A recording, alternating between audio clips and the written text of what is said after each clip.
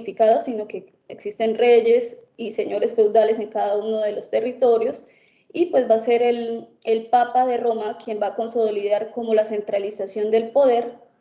Entonces el Papa pues toma un papel muy importante en Occidente porque va a ser como el centro del poder religioso, y a la vez pues va a tener poder político y control económico también, debido a las riquezas que ha acumulado la Iglesia desde su fundación hasta la época en toda la facción occidental de Europa. Entonces pues eso como para hacer un poco la consolidación de la diferencia entre por qué la Iglesia de Oriente y la Iglesia de Occidente. A partir de entonces de todas estas diferencias que existen en las doctrinas principalmente, pues existen dentro de la Iglesia occidental muchas reformas y muchas doctrinas nuevas en las cuales se va a basar la jerarquización del papado, y en las cuales se va a basar la Iglesia Católica Romana para poder establecerse como un centro de poder en todo el territorio occidental de Europa. Van entonces a proponerse varias reformas monásticas para un poco hablar de lo que es el tema de hoy, y a partir de esto pues van a haber ciertas formas de acumular, digamos, un poco más de poder económico a través de, por ejemplo, lo que son las indulgencias. Entonces es a partir de allí es a partir del, más o menos del año 1000, estamos hablando del año 1000, donde las órdenes de los benedictinos, por ejemplo, como ya hablábamos la semana pasada, de Benito de Nurcia, los benedictinos, etcétera, van a empezar entonces a comprarse y a venderse cargos eclesiásticos, y el papado va a impedir que estos cargos eclesiásticos sean controlados por los poderes civiles, es decir, que no sean los reyes o los monarcas de cada región quienes nombren a los obispos dentro de los territorios, sino que sea directamente el Papa que tenga el monopolio de los cargos eclesiásticos para poder así, digamos, interceder dentro de su poder, tener un poco de control también político en el territorio. Entonces, esto se va dando poco a poco, se instaura pues ya definitivamente el celibato como una regla, como una reforma que se da para todo el clérigo, donde ya pues el matrimonio desde los monjes hasta los altos clérigos pues no tengan derecho a tener, digamos, una familia, porque esto impedía que dentro de la organización religiosa pues existiera cierta movilidad social. También dentro de estas reformas monásticas se va a hablar de lo que es la obediencia, la organización jerárquica dentro de la Iglesia. Entonces se establece ya el Papa como el líder de toda la Iglesia cristiana de Occidente. Y por último, pues se va a hablar entonces de la pobreza, todo lo que son los votos de pobreza para los miembros de los monasterios, que son de obligatorio cumplimiento, pero solamente para las personas particulares. Es decir, cuando un monje entraba a una orden monástica, el monje, si tenía una herencia, o si tenía un título de propiedad de tierra, o si tenía un título de duque, conde, etcétera, todas sus propiedades pasaban a manos del monasterio, y él pues tenía que dar su voto de pobreza. Por lo tanto ya las propiedades no le pertenecían a él a título personal, sino que le pertenecían pues a la organización religiosa como tal.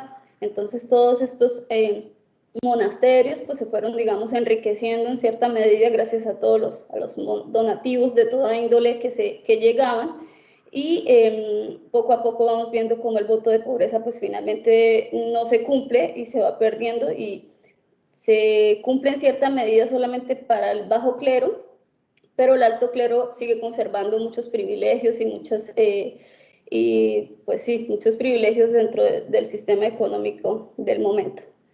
También para mencionar que entre el año 1000 y el año 1500 aproximadamente, pues se da todo el tema de las cruzadas. Las cruzadas tienen como objetivo principal derrotar a los musulmanes que amenazaban el reino oriental, es decir, toda Constantinopla. Todos estos ejércitos de hunos, de ostrogodos que venían de toda la parte oriental, de los mongoles, etcétera, que querían invadir Oriente. Entonces uno de los objetivos de las cruzadas pues es impedir que estas hordas de bárbaros se tomen pues el imperio Ese es uno de los principales objetivos de la creación de las cruzadas, y otro es salvar o intentar de unificar nuevamente la cristiandad del Oriente y del Occidente, y por último, pues la reconquista de Tierra Santa, ya que cabe recordar que Tierra Santa había sido perdida por parte de la cristiandad y había sido tomada por parte de los musulmanes de antaño. Entonces, pues digamos que estas son algunos de los objetivos principales de las cruzadas. Teniendo en cuenta que no voy a, digamos, entrar en detalle de lo que es cada una, porque bueno, es un tema algo un poco extenso, pero sí para dar hincapié en que las cruzadas fueron un movimiento muy importante que se desarrolló entre el 1096 más o menos hasta el 1220, y que tuvieron como objetivos recuperar Tierra Santa, intentar unificar la cristiandad y repeler el ataque de los bárbaros hacia el Sacro Imperio Romano Germánico de Oriente, digamos a grandes rasgos. Solamente existieron dos que fueron importantes y que no fracasaron, porque en total hubo 8 cruzadas. La primera y la sexta fueron las únicas que, digamos, tuvieron gran impacto porque lograron instaurar nuevamente el poder del cristianismo en Jerusalén. Sí, hay que recordar que un monarca inglés, Ricardo Corazón de León, fue el único que logró nuevamente retomar el poder y el control en la zona del obispado de Jerusalén y denominar a Jerusalén como un reino de Occidente, y dejar cierto número de súbditos y vasallos en el territorio de Jerusalén para poder, pues, que los musulmanes no retomaran al poder y derribaran nuevamente los templos cristianos que se habían construido y no profanaran los lugares sagrados del cristianismo, ¿no? Esto por un lado. Jerusalén, bueno, es nuevamente tomada por el cristianismo y se firma un acuerdo con el sultán de Egipto, que era el que tenía el control sobre el territorio, que era quien hacía tributar a las personas que vivían en Jerusalén, tanto judíos como musulmanes y cristianos, para que los cristianos puedan ir en peregrinación al territorio de Jerusalén y pueda, pues, abrirse como las puertas a las personas de Occidente que quieran visitarlo. Simplemente, pues, se hace un acuerdo político con el sultán y, pues, Jerusalén entonces se vuelve un territorio, digamos, de tolerancia religiosa entre el judaísmo, los musulmanes y los cristianos. Eso por otra parte. Creo que alguien levantó la mano, no sé si alguien tenga alguna pregunta.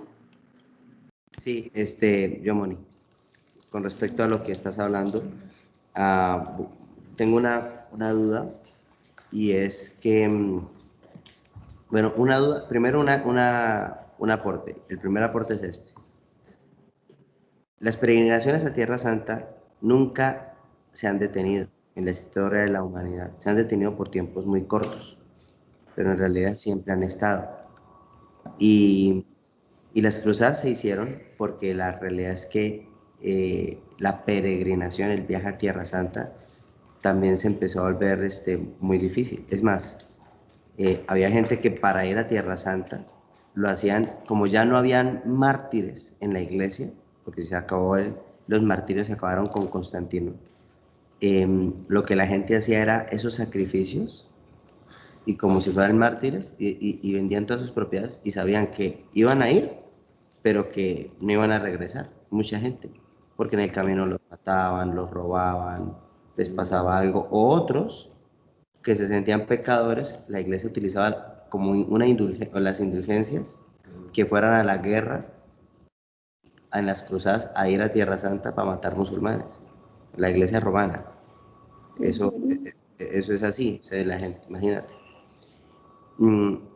Y la pregunta es esto. Desde tu óptica, ¿por qué las cruzadas en realidad no tuvieron el impacto que debieron haber tenido? Porque en realidad ninguna, ninguna, no se cumplió el objetivo de las cruzadas. Solamente, como tú decías, 2 cruzadas llegaron a Tierra Santa y la tomaron y ya. Pero en realidad nunca se cumplió el objetivo. ¿Por qué? Desde el punto de vista histórico.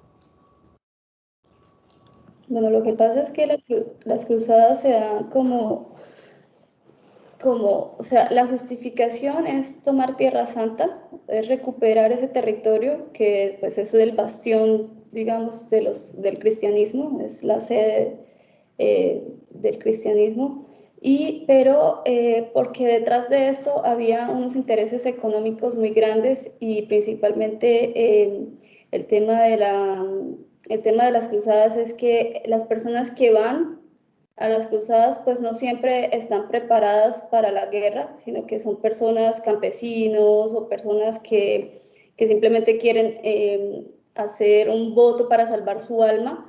Entonces son personas que no están pues dedicadas 100% a la guerra, muchas de estas personas no tenían alimentos, las cruzadas fallaron porque no había una estrategia militar fuerte, consolidada, ni desde el punto de vista espiritual, ni desde el punto de vista militar, para llegar a este territorio y pues salvarlo, ¿sí? Lo que hacían es que estas huestes, porque estas personas que fueron a las cruzadas, pues eran huestes de personas básicamente vagabundos y pobres que se unían a las cruzadas. En muy pocas se unieron pues personas de la alta nobleza, y en las que se unieron la gente de la alta nobleza fueron las únicas que tuvieron éxito, como cuando viene el rey de Inglaterra pues a apoyar la cruzada, porque ya lo hace con una convicción espiritual de que realmente este territorio pues es el centro del cristianismo y que hay que retomarlo del control de los paganos y de los infieles. De lo contrario, pues todo esto simplemente se hace con el fin de agradar al pueblo, de incrementar el espíritu antisemítico que se estaba dando en la época, es decir, el desprecio que se da hacia el pueblo judío. Entonces se da para poder ganar el favor del pueblo hacia el papado. El papado aprueba que los cristianos vayan a los territorios de Jerusalén y de Tierra Santa con el fin de asesinar a los judíos, de tomar sus posesiones, y esto es era como una forma de que el Papa se volviera popular dentro de la gran masa de cristianos pues de bajo nivel que iban a este lugar. Ese es como, no sé si con eso más o menos respondo. Entonces eran tres objetivos: recuperar Tierra Santa, unificar la iglesia del occidente y del oriente de nuevo, y como centralizar el poder de Roma, es decir, que la iglesia romana era la que tenía la autoridad espiritual, algo así. Sobre el territorio de Jerusalén, sí. Eso, y ninguno de esos tres se cumplió. No, ninguno de esos tres se cumplió. Con las cruzadas, no. Listo. ¿Qué logró las cruzadas? Vemos de algunas consecuencias de pues de esta organización, de esta empresa militar, ¿no? Oye, Lo pero primero que ¿está en la presentación? No. Okay. No. Esto es como el contexto histórico que estoy haciendo antes de iniciar con el tema que nos atañe el día de hoy, que es la reforma. Entonces, como consecuencias de estas incursiones militares en Tierra Santa y en todo lo que es la parte oriental del imperio, son las órdenes militares, que hasta el día de hoy muchas existen. Por ejemplo, la orden de los Rosacruces, la orden de los Caballeros de Malta, que todavía existen, es decir, crear el brazo armado de la iglesia para tener, aparte del control espiritual, el control político, el control económico del territorio, además una fuerza militar que protegiera pues a Roma, que protegiera al papado, que protegiera los intereses del clérigo, ¿sí? Y entre estas órdenes pues se destacan los caballeros de Malta, la orden de los templarios, la orden de los caballeros teutónicos y de los rosacruces, que muchas de ellas aún están presentes dentro de la Iglesia Católica al día de hoy. Otra de las consecuencias pues es la inevitable enemistad que se crea debido a las masacres que ocurren, a los genocidios que ocurren en el paso de las cruzadas entre Occidente y Oriente, entre muchos de los pueblos latinos, orientales, griegos, es decir, la separación definitiva de la iglesia oriental con la iglesia occidental. ¿Por qué? Porque del objetivo era salvar al imperio occidental de las incursiones de los paganos o de los bárbaros en Constantinopla, pero muchos de los cristianos cruzados que van a Constantinopla, cuando llegan al territorio, no distinguen entre cristianos y bárbaros, sino que matan a todo el mundo. Por lo tanto, muchos de los cristianos de Oriente caen en manos de los cristianos de Occidente, por lo tanto los cristianos de Oriente pues tienen, a partir de ese momento pues desconfían completamente de la iglesia occidental, y ya pues se va a agudizar la separación que existe de ya algún tiempo, se va a agudizar por completo, y entonces a ellas se separan las dos iglesias y ya no, pues finalmente no se unifican. Otra de las consecuencias pues es la afirmación del poder del Papa en Occidente, como ya lo venía diciendo, o sea, gana el favor de las masas populares al quererles vender la idea de que por medio de la matanza de los infieles pues van a alcanzar la salvación. Entonces el Papa afirma su poder en Occidente, y estas huestes militares que atacaban Oriente eran dirigidas pues directamente por el Papa. Entonces el Papa pues va a ganar el favor del pueblo y se va a popularizar muchísimo su imagen entre, digamos, entre la mayoría de la población, del común, ¿sí? Por decirlo así.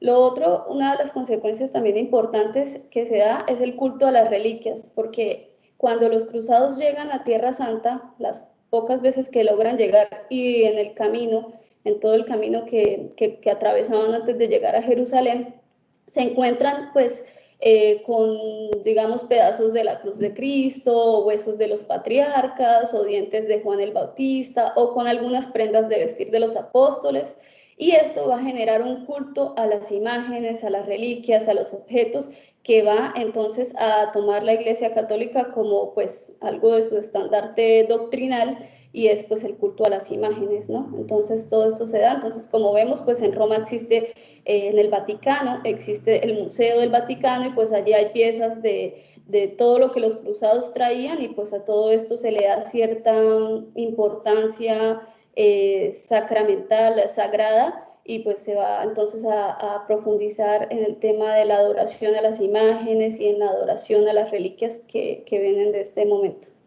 Y lo otro, pues, es que inevitablemente cuando un pueblo de un territorio incursiona en otro territorio, pues existe una fusión que es inevitable. Es decir, yo, hablándolo desde el punto de vista actual, cuando yo soy colombiana, pero yo llego a vivir a México, a, no sé, a cualquier otro país del mundo, inevitablemente yo traigo algo de mi cultura en mí. Es decir, algo de mi forma de comer, de mi forma de vestir, y lo mismo pasaba en esa época. Es decir, los cruzados que parten de Occidente traen una forma de pensar, y al juntarse con los cristianos de Oriente, pues se crea como cierto sincretismo, ¿sí? Es algo muy sutil, pero que se va dando como cierto mestizaje cultural entre los dos, lo que hace pues que muchas de las concepciones y cosmovisiones paganas y heréticas que se cometían en Oriente por parte de muchas tribus y de pueblos bárbaros, infieles y paganos, se vayan introduciendo poco a poco a través de esta unión de los cruzados con los pueblos paganos al cristianismo. Entonces eso hace que las viejas herejías que venían de Oriente, con las cuales la Iglesia de Occidente no estaba de acuerdo y tuvo que erradicar con mucha fuerza años después, ya lo veremos en la Inquisición. Era inevitable que se creara como ese espíritu entre lo que concepciones, por ejemplo, como que la materia es mala y el espíritu era bueno, o la encarnación de Dios a través de su Hijo Jesucristo, o ideas que muchas personas en Oriente aún tenían como preconcebidas por su religiosidad, y en Occidente ya habían sido erradicadas, vuelven a introducirse a la Iglesia. Esas son como las consecuencias, digamos, más puntuales. Y bueno, teniendo en cuenta este pequeño resumen, entonces vamos a hablar entonces de la Reforma.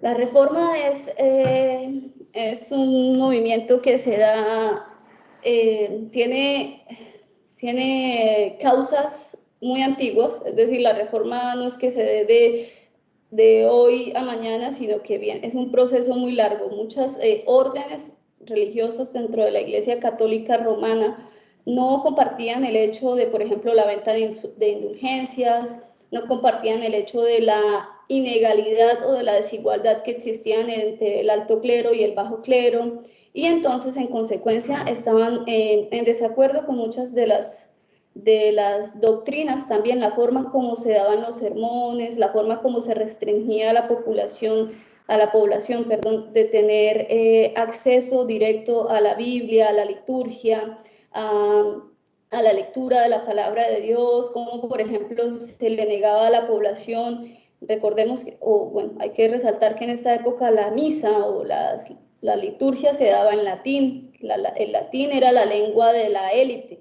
era la lengua de las personas estudiadas o preparadas de alguna manera con cierto poder económico. Y las personas de la sociedad del pueblo pues hablaban las lenguas vulgares, por decirlo así, como el castellano, el galo, como las lenguas catalanas, etcétera. Todas esas lenguas antes, es decir, en los años 1500, eran lenguas vulgares, es decir, era la lengua del pueblo, las lenguas que hablaban la gente que no tenía ningún tipo de educación. Y las élites pues hablaban el latín, por lo tanto la misa o la liturgia se daba en latín y era pues muy complicado porque la gente del pueblo pues no conocía el idioma, pero lo hacía como forma, pues entendían ya con el paso del tiempo de repetir el Padre Nuestro en latín, ya de toda la vida escucharlo, pues ya lo entendían y cosas así, pero tenía muchas restricciones con el tema del estudio de las escrituras. Por lo tanto, la reforma pues lo que va a generar es que, pues, que estas formas tan cerradas de compartir el evangelio, de compartir el conocimiento de Dios al pueblo en general, pues se abran. Es decir, es como si se le quitara la venda al pueblo de los ojos y la gente pudiera tener acceso a la información que viene pues a partir de la palabra de Dios. Entonces, podemos pasar a la siguiente diapositiva, si gustas. Lutero entonces es el resultado de los sueños frustrados de generaciones anteriores y de las condiciones políticas y religiosas de la época. O sea, Lutero es un personaje que está en el momento indicado, en el momento preciso, junto cuando tiene que estar. Es decir, yo pienso que Dios siempre tiene propósitos con todos nosotros y pues Lutero estaba en un momento histórico en el cual pudo acceder a escribir y argumentar muchas de sus contradicciones con el poder eclesiástico sin tener las graves consecuencias que ya habían pues, sufrido otros misioneros y otros clérigos que habían intentado pues, contraponerse al poder eclesiástico de Roma y pues habían sido quemados en la hoguera, habían sido decapitados, ahorcados, etc. Con finales pues muy trágicos. Entonces, la raíz de la reforma protestante, yo creo que a partir de lo que hemos estudiado, la podemos encontrar estudiando un poco la historia de España, bajo el reinado de Isabel I, la católica. Era una mujer muy devota, la heredera del reino de Castilla, y de Fernando de Aragón, que era su esposo, y que unidos en matrimonio, pues unifican un poco el poder de la península ibérica, es decir, Isabel era dueña del reino de Castilla, que es uno de los reinos que conquista América, por eso hablamos castellano, porque somos conquistados por el reino de Castilla, y Aragón, que es el reino heredero de Fernando. Entonces estos dos reyes se unen en matrimonio y crean una alianza política y por lo tanto pues van a tener mucho poder porque van a intentar unificar toda la península ibérica a partir de estos dos reinados. En España, entonces Isabel inicia lo que es la reforma eclesiástica, dejémoslo en la segunda, en la reforma eclesiástica, donde ella pues se va a dar cuenta que el alto clero tiene mucho poder político y pues que este poder político que manejan los obispos no es conveniente para la monarquía, porque entonces están en competencia de poderes. Por lo tanto, ella va a entrar pues a hacer negociaciones con el Papa de Roma, con Alejandro IV, para poder intentar que el Papa le conceda unos permisos para que ella pueda reformar la Iglesia Católica en España. En ese momento España no existe, pero digamos, vamos a hablarlo así, en España. Pero estamos hablando de dos reinos, Castilla y Aragón. El alto clero se había entonces dedicado durante toda la Edad Media a las prácticas belicosas, a la acumulación de las riquezas y a vigilar los intereses políticos por encima de su rol pastoral. Eso era lo que hacía el alto clero. El alto clero eran más políticos, más señores feudales que realmente pastores, ¿sí? O sea, lo que más les interesaba eran las intrigas políticas, la acumulación de riquezas, que realmente pues dar guía espiritual a su pueblo, ¿sí? Y el bajo clero pues lo hacían más por vocación, pero estaban sumidos en una pobreza humillante realmente, a diferencia de cómo vivía el alto clero, ¿sí? Que vivían en grandes palacios, o tenían los mejores obispados, tenían unas buenas donativos por parte de la monarquía y de otros señores feudales. En cambio los misioneros, digamos, de vocación, los mandaban a territorios donde pues no habían donativos, donde la gente pues estaba sumida en la pobreza, entonces pues vivían en condiciones realmente muy difíciles. Y también no tenían ninguna formación espiritual en cuanto a las escrituras, es decir, se limitaban a dar su sermón dominical de memoria, se lo aprendían de memoria, lo daban en la misa, y pues en los demás días de la semana el obispo pues tenía que irse a trabajar al campo, hacer labores de agricultura, hacer labores de lo que fuera, pues porque necesitaba también tener recursos económicos para sobrevivir y para subsistir a las peripecias pues que tenía esta época. Entonces descuidaba también sus funciones pastorales. Entonces, como vemos, el alto clero no asumía su rol pastoral, el bajo clero tampoco, por lo tanto existía una total época de oscurantismo en cuanto a la parte espiritual de la mayoría de la población. Es decir, lo poco que se sabían era el sermón que escuchaban el domingo en la misa, y ya, pues a eso se dedicaba su vida espiritual, ¿no? Porque no tenían acceso a la Biblia, no existía el devocional, no existía la cadena de oración, no existían los grupos de intercesión, nada de eso existía. Entonces, pues ellos se limitaban a escuchar en el domingo su misa, y con eso pues se alimentaban de la palabra de Dios, ¿no?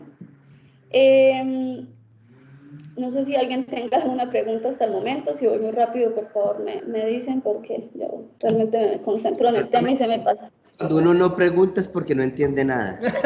Es mucha información. Es mucha información. Como el meme. Buenos días. ¿Sí me escuchan? A ver, buenos días. Buenos días. A ver, yo tengo una pregunta porque a lo mejor me perdí un poquito. Entonces, alto clero se refiere como al papa y eso, y el bajo clero eran en las comunidades de otros lados donde había pues un obispo. Vamos a ponerlo desde el punto de vista contemporáneo para poderlo entender un poco mejor. Sí, el alto clero, vamos a decir que son los papas que están en Roma, todo el colegiado que está en Roma, y los obispos de las principales catedrales de las principales capitales del mundo. Por ejemplo, el obispo de Ciudad de México. Él es un alto clero porque dirige un alto centro de poder religioso que es la Ciudad de México, ¿sí? Y el bajo clero, entonces vamos a decir que es el curita de la parroquia no sé, no conozco un pueblo pequeño en México, pero de algo muy pequeño. Tangamandapio. Sí, algo así. O sea, el bajo clero es el curita de la parroquia bien lejana, que está lejos de todo, que para poder bajar a la ciudad se demora 3 días caminando o a paso de burro, y así. Esa es como la diferencia. El alto clero son los que están en el centro del poder, es decir, cerca de los monarcas, cerca de las ciudades capitales, que tienen contacto directo con el Papa. Y el bajo clero pues son los misioneros pequeños que están en las zonas alejadas. Esa es como más o menos la diferencia. O sea, no ha cambiado. Eso es lo que Mónica nos está diciendo. Eso no ha cambiado. Eso no ha cambiado. No. Gracias. Sí, gracias. Y no va a cambiar además. No va a cambiar porque así funciona. Porque esa es la organización jerárquica que existe. Sí. Así es. Bueno, y otra pregunta rápida. Y ya en este tiempo ya se da la misa como la conocemos, la conocimos ahora nosotros, bueno, yo pues, o nosotros los que alguna vez asistimos a una misa. Bueno, a partir de la Contrarreforma es que ya se empieza a abrir el tema de la misa, porque la reforma lo que permite es eso, la reforma lo que permite es que la población obtenga las escrituras por lo menos en los idiomas vulgares, ¿sí? O sea, por lo menos entonces lo que se van a dedicar los monjes de la reforma es a transcribir la escritura del latín y pasarla, por ejemplo, al castellano, al inglés, al alemán, al italiano, etcétera, ¿sí? A esas lenguas vulgares que ellos llamaban en la época, que son las lenguas contemporáneas, las que nosotros hablábamos. En esa época no era así, en esa época era el latín. Y esa es la contrarreforma de la iglesia, porque cuando sale la reforma protestante, poco tiempo después, ni años, pocos tiempos después, la iglesia de una vez se da cuenta que está perdiendo mucha credibilidad y mucho poder, ¿sí? Sobre todo poder. Entonces lanzan la contrarreforma y es en la contrarreforma donde ellos van a dar una mejoría a todo el tema de acceso a la población, a la Biblia, de acceso a la población. Entonces ya cambian, ya no siguen dictando la misa en latín, sino que la empiezan a adaptar con lenguas locales para que la gente pueda empezar a entender un poco más de la palabra. Entonces empiezan a popularizar el evangelio, por decirlo. Pepe y Adriana, yo creo que Pepe sí alcanzaste a escuchar alguna misa en latín. Más de alguna vez, pero nada que ver, pues, porque por la misma ignorancia no te permitía entender el significado, ni mucho menos. Una vez a mí en lo particular me tocó, pero eras como comparsa. Pero una pregunta también para ambos, Mónica y tú, líder. ¿A partir de cuándo se establece precisamente la famosa liturgia? ¿En qué año o en qué papado? ¿En qué gestión fue? Sí, pero necesito saber qué año. O sea, ¿en qué año se establece el sermón litúrgico? Como una obligación, la famosa liturgia. Bueno, eso aparece en uno de los primeros, ¿cómo se llama? Uno de los primeros concordatos, creo que es en el concordato de Nicea, eso más o menos en el año 350 al año 400, donde se establece cómo se va a ejercer la ceremonia litúrgica. Entonces en el segundo concilio de Nicea, no en el primero. Exacto, concilio, gracias. Tenía la palabra entre concordato y concilio, pero sí, en el concilio de Nicea es donde entonces se va a estructurar como, no completamente como la tenemos hoy, pero se van a dar los primeros, digamos, las primeras ideas de cómo va a tener que estar organizada y estructurada el sermón dentro de la misa, por decirlo así. No como lo tenemos hoy en día, que primero, por ejemplo, se hace el sermón, luego que el coro, luego que el pan y el vino. Bueno, yo no me conozco bien el orden, pero más o menos parafraseando es algo como eso. Y luego ya entonces se va a hacer que el Padre Nuestro, que el Rosario y luego las bendiciones finales, ¿sí? Todo eso se va haciendo poco a poco, pero es a partir de ese... Dice, alguien pregunta aquí, Sandra Flores pregunta, ¿en qué momento nace el rosario? ¿Fue en los monasterios? Pregunta. El rosario, sí, el rosario el rosario nace cuando,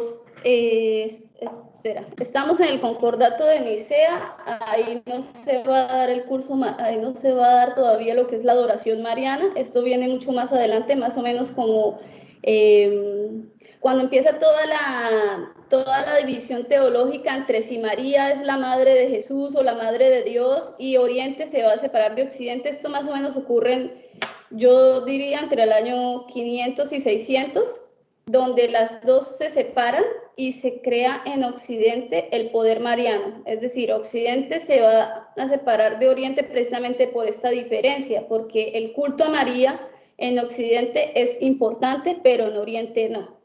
¿Sí? Oriente es mucho más ortodoxa, mucho más apegada a las escrituras, por lo tanto para ellos María no tiene la misma relevancia que tiene en Occidente, porque en Occidente no son las escrituras las que van a guiar los designios espirituales digamos, de los países, sino es el Papa bajo su consejo, es decir, son hombres los que van a dirigir estos designios. Entonces más o menos en el año 500, 600 es donde se empieza a dar todo ese culto a María, donde entonces se empiezan a hacer los primeros cánticos a María, se empiezan a redactar los primeros credos, bueno, las primeras oraciones plegarias a María, y se empieza a desarrollar todo el culto mariano. Empiezan a surtir también las primeras órdenes femeninas en los monasterios, donde pues se van a dedicar al culto mariano más las mujeres que los hombres, y es ahí más o menos en esa época. De todas formas, Andrea, volviendo al tema del rosario,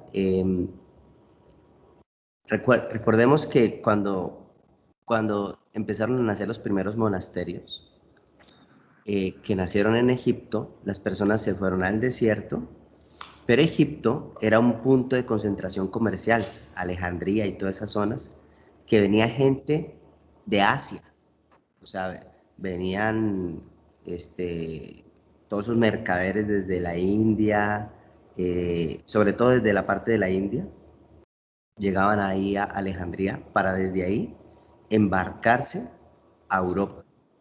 Entonces, cuando empezaron a hacer los monasterios, acuérdense que ya había sincretismo. ¿Y qué sucedía? Que los hindúes, que los budistas que venían a algo que se llama Japamala, venían con eso, que es el rosario budista. La Japamala, que es el rosario budista. Entonces ellos, como con tal de hacer sus rezos, tenían la Japamala, rezaban con la Japamala, y con el tiempo eso se convirtió en el rosario.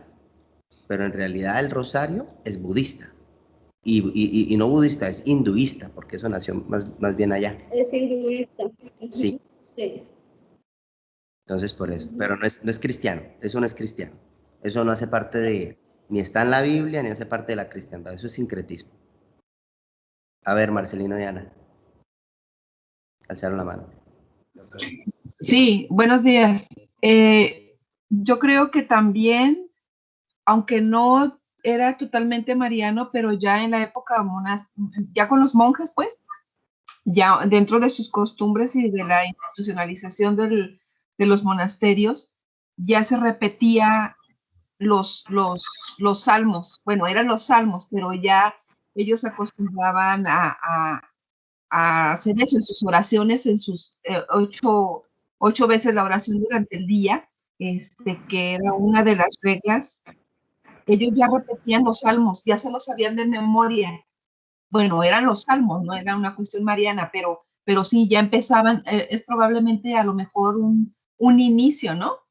Quiero pensar yo, pues, que a lo mejor era un inicio eso de que los monjes estuvieran repitiendo diariamente los salmos, o sea, eso se hizo una costumbre, ¿no? Sí, así es. O Sí, sea, sí. sí. Lo que pasa es que no nace de golpe.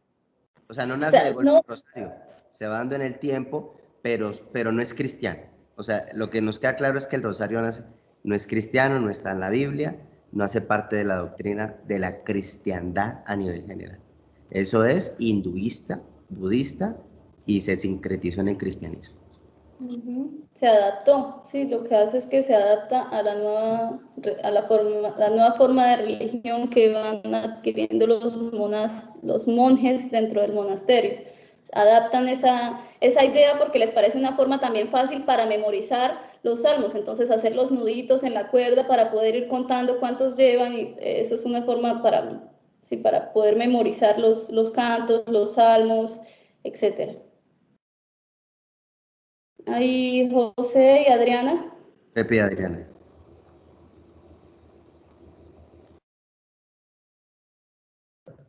Ahí va.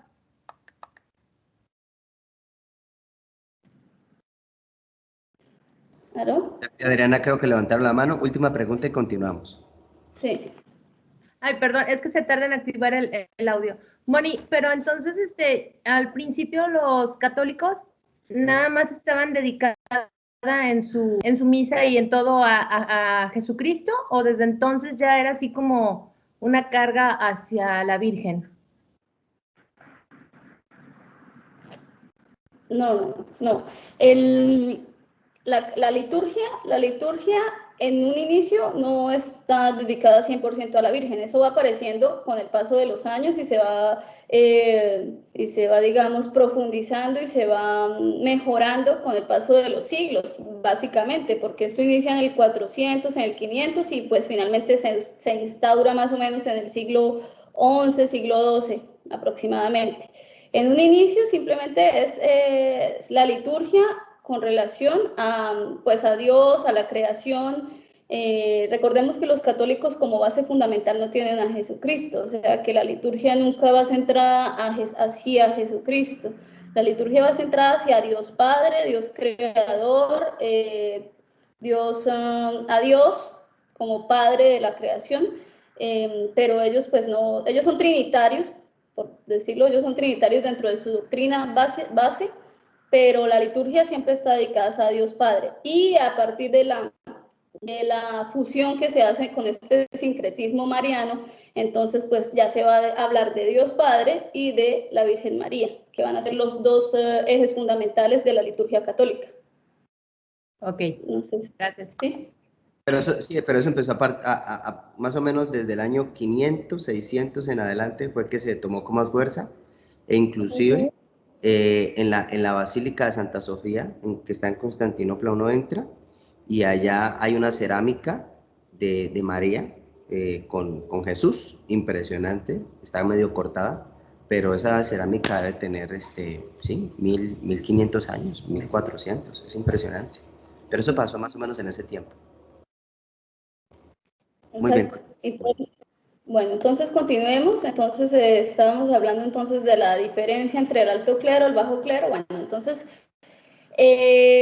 para fortalecer un poco este tema de la reforma en España, entonces se va a implantar lo que es la Inquisición española. Entonces recordemos que la unión entre Isabel y Fernando de Aragón y de Castilla lo que pretende es que la unión de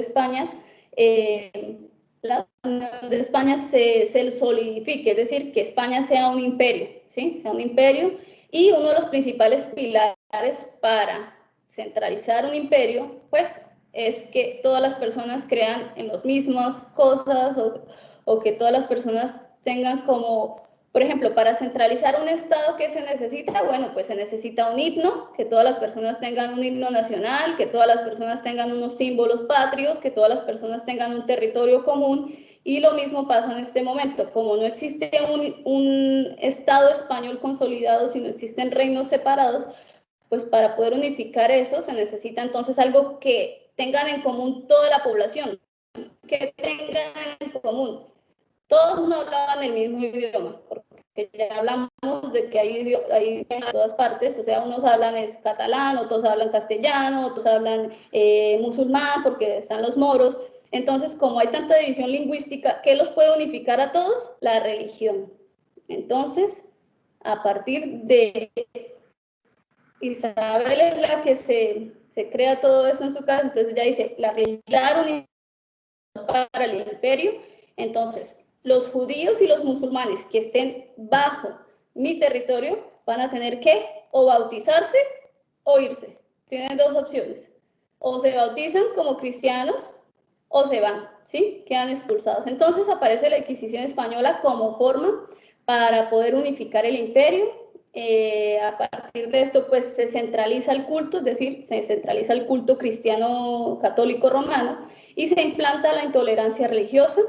Bueno, la intolerancia religiosa en Europa ha existido desde que se instauró oficialmente el catolicismo con Constantino, es decir, pues los cristianos entre ellos han estado en distintas disputas. Ya vemos Oriente y Occidente, aunque eran cristianos los dos, pues tenían broncas entre ellos, y pues obviamente con los judíos, con los musulmanes, con los albigenses, con los cátaros y con los nórdicos y con los húngaros, etcétera. O sea, todos tenían divisiones, existían muchas divisiones. Entonces, esta forma de implantar esta Inquisición hace pues que se empiece como a unificar el imperio. La Inquisición española nace entonces en el año 1478 y lo que permite a la monarquía es eliminar a los enemigos políticos como primera forma. Entonces, hablábamos en las clases pasadas, bueno, yo soy un señor feudal de una tierra de Guadalajara, por ejemplo, pero mi vecino de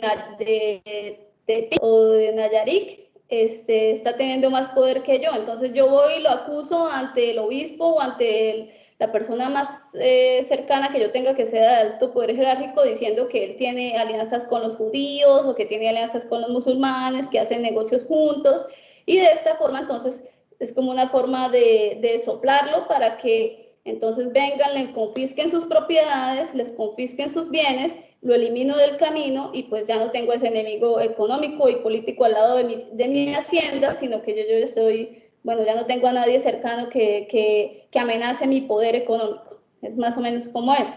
Entonces la corona va a tomar a sus enemigos políticos, quienes no están de acuerdo con sus reformas, quienes no están de acuerdo con sus bases políticas, comerciales, etcétera, para eliminarlos, tomar sus posesiones económicas y pues obtener así también mayores riquezas, expropiar sus bienes, sus recursos. Extirpar la herejía, entonces llama, por ejemplo, extirpar la herejía quiere decir sacar de su territorio a todos aquellos que no compartan su misma visión religiosa, y para ser hereje era necesario ser cristiano, porque en ese momento la corona española, estamos hablando del año 1478, la corona española necesitaba el poder económico que los judíos y los musulmanes representaban en su territorio. Como es bien sabido por todos nosotros, los judíos siempre han sido buenos banqueros, es decir, siempre han tenido riquezas y posesiones económicas porque son muy trabajadores, son muy intelectuales, porque son académicos, porque producen conocimiento, producen ciencia, y era una mano económica importante para la monarquía, es decir, los judíos y los musulmanes le prestaban dinero a los monarcas en momentos de crisis económica. Por lo tanto, en ese momento, cuando se instaura la Inquisición española, no se va a dar contra los judíos y los musulmanes, es decir, a ellos se les va a dejar, por el momento se les van a respetar sus bienes, sus propiedades, solamente se instaura contra los cristianos que han sido bautizados, es decir, que han sido convertidos al cristianismo. Ellos van a ser los principales, digamos, las principales víctimas de esta Inquisición. Van a ser ellos, van a ser perseguidos. ¿Por qué? Porque se va a decir que se bautizaron por interés, que se convirtieron al cristianismo porque les convenía política o económicamente, y se va a decir que nunca abandonaron sus tradiciones, ni sus antiguas formas de religiosidad, ni su antigua fe. Entonces se va a tratar principalmente contra los cristianos conversos, que en su mayoría eran musulmanes y judíos, pero que habían renunciado supuestamente a su fe. Esta va a ser como la primera etapa de la Inquisición. A partir del año 1492, es decir, 14 años después de que se instaure la Inquisición española como una empresa en Castilla y en Aragón, se descubre América. Esto va a ser un golpe de suerte para la monarquía muy importante, porque va a permitir que los monarcas de Castilla y Aragón tengan recursos económicos casi ilimitados que vienen de América, ¿sí? Es decir, oro, piedras preciosas, recursos, materias primas, recursos humanos, porque recordemos toda la esclavitud, etcétera, que se da. Eso les va a permitir a ellos enriquecerse en muy poco tiempo. Por lo tanto, pues ya no necesitan el favor de los judíos y los musulmanes en tu territorio. Entonces ahí se instaura la segunda ola de la Inquisición española, que va enfocada directamente a expulsar a los judíos y a los musulmanes del territorio español, ¿sí? Va directamente contra ellos, ya no contra los cristianos conversos, sino ya va directamente a expulsarlos, porque finalmente los judíos y los musulmanes representaban un peligro para los monarcas, porque tenían mucho poder económico, tenían mucho poder intelectual. Sobre todo los judíos siempre han sido muy académicos, muy estudiosos, muy avanzados para su época, y esto representaba un peligro para los monarcas, porque en cualquier momento los judíos podían tomarse el poder, o porque ellos siempre tenían miedo de que otros les arrebataran el poder, pero bueno, finalmente pues yo no sé, no creo que los judíos hubieran deseado eso, pero era siempre el temor de la monarquía, que si otro tenía más poder económico que ellos, entonces esa persona podía hacer un golpe de Estado, por decirlo así, derrocarlos y quitarlos de su poder, etc. Entonces, la expulsión de los judíos pues, se da en el año 1492, gracias al descubrimiento de América. Inicia en Castilla y en Aragón. Los reyes promulgan un edicto en el cual pues, la finalidad es impedir que los judíos sigan en el territorio, porque su excusa o su justificación es que estaban judeadizando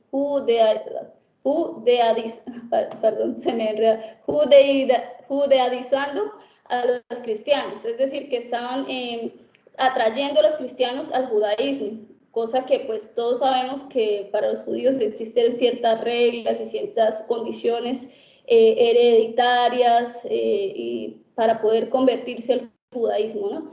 Entonces se da este edicto.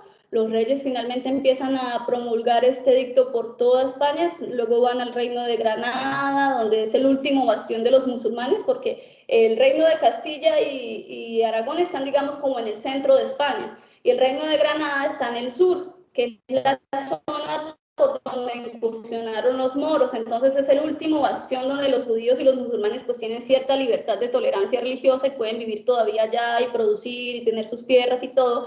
Y es allá donde los reyes católicos van a llegar con su Inquisición y van a finalmente a expulsar a los judíos. ¿Qué hacen? Los judíos, ¿qué hacen? Pues los judíos lo único que hacen es pues irse, o algunos deciden finalmente renunciar a su religión, bautizarse. Algunos judíos importantes, rabinos y gente intelectualmente de la época muy importante decide bautizarse y convertirse al cristianismo. Y otros pues simplemente dicen que no van a renunciar a su Dios, que siempre han creído en Yahvé, ¿sí? En el Elohim, y entonces finalmente se van para Portugal, se van para Francia, se van para el norte de África. ¿Qué hace la reina para evitar que los judíos saquen sus propiedades, sus bienes y sus recursos económicos de España? Entonces lo que ellos hacen en el edicto es decir, los judíos se pueden ir, o sea, si se va a ir, no importa, váyase, pero no puede sacar nada de propiedades de España, o sea, no puede sacar ni oro, ni plata, ni títulos de propiedad, ni nada. Entonces, ¿qué pasa? Entonces los judíos se ven obligados a vender a título de propiedad sus bienes a los banqueros italianos, es decir, por medio de letras de cambio, por medio de documentos, de papeles, van con los banqueros italianos y negocian con ellos. Les dice, yo le vendo, digamos, mi parcela con mi ganado, con mis bueyes, con los animales que tenga y deme, sí, o sea, téngame el título de propiedad, o sea, se lo hago como un empréstito donde usted va a ser el titular mientras eso esté acá y poco a poco usted me va dando como una mensualidad cuando yo ya esté afuera, ¿sí? Cosa pues que finalmente a largo plazo, no sé si sean todos los casos, pero pues finalmente los banqueros italianos se quedaron con todas las riquezas de los judíos en España, y esto pues es lo que va a engordar, esto va a engordar las arcas de los banqueros italianos, que van a inyectar primero pues el presupuesto a la iglesia romana, porque los banqueros italianos están en Roma y pues la iglesia está en Roma, y ellos pues son tributantes de la iglesia, son aportantes, ¿sí? Son diezmadores, por decirlo así, de la iglesia. Ellos dan sus recursos a la iglesia para que les den favores, para que les den cargos a sus hijos, a sus sobrinos, dentro del poder eclesiástico.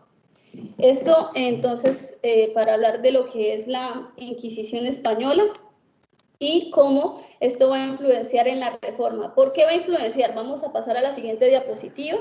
¿Por qué esto va a influenciar? ¿Qué tiene que ver Isabel con Lutero? O sea, ¿dónde estos dos personajes se encuentran?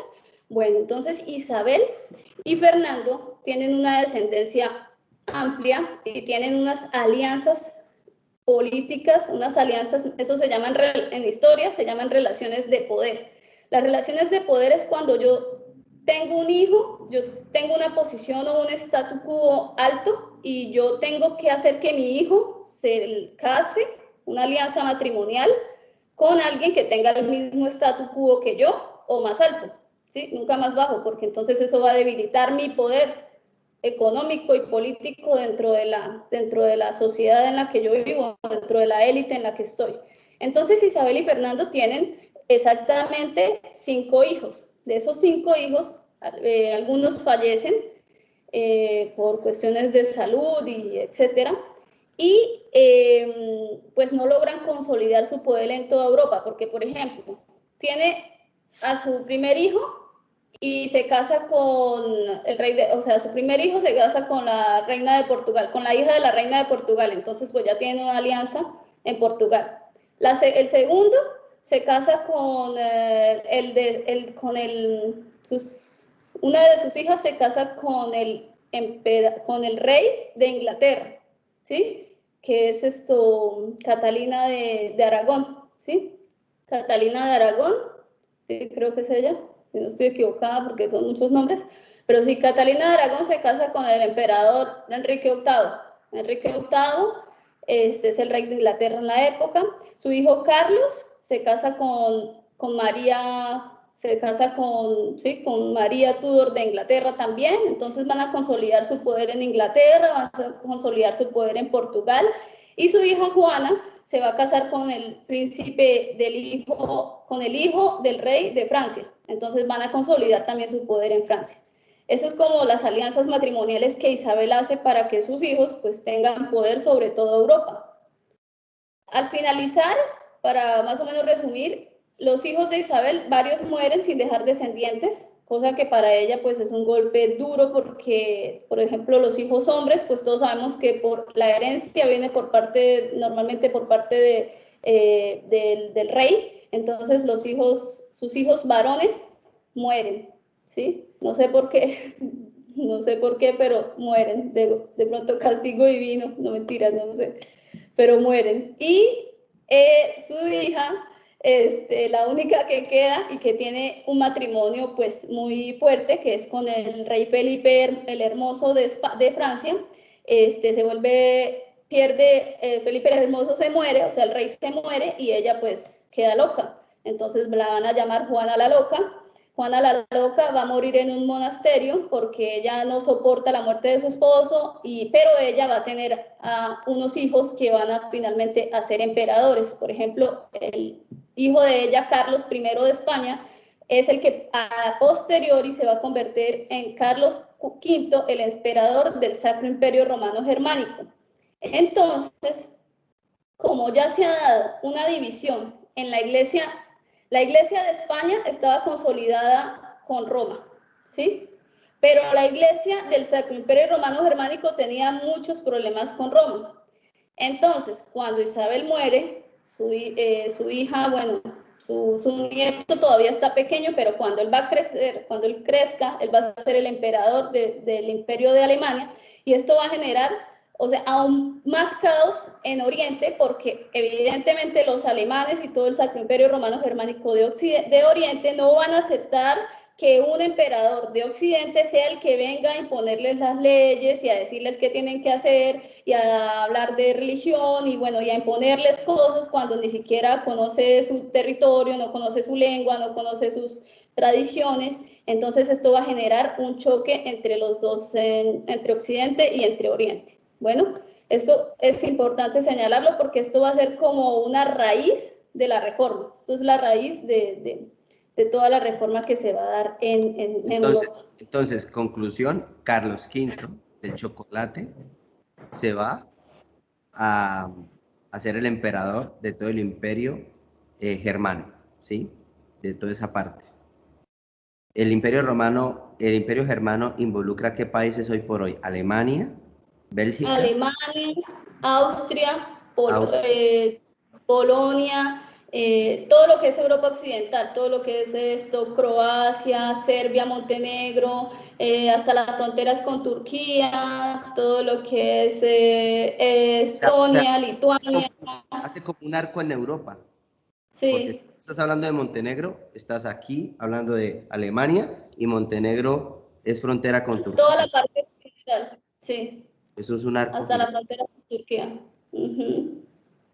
Todos los que terminan en IA, Estonia, Lituania y aparte, sí, Austria, Polonia y toda la parte oriental de Europa. Toda la parte oriental de Europa desde Alemania hacia Turquía, hasta Turquía. Sí. ese es el Sacro Imperio Romano Germánico.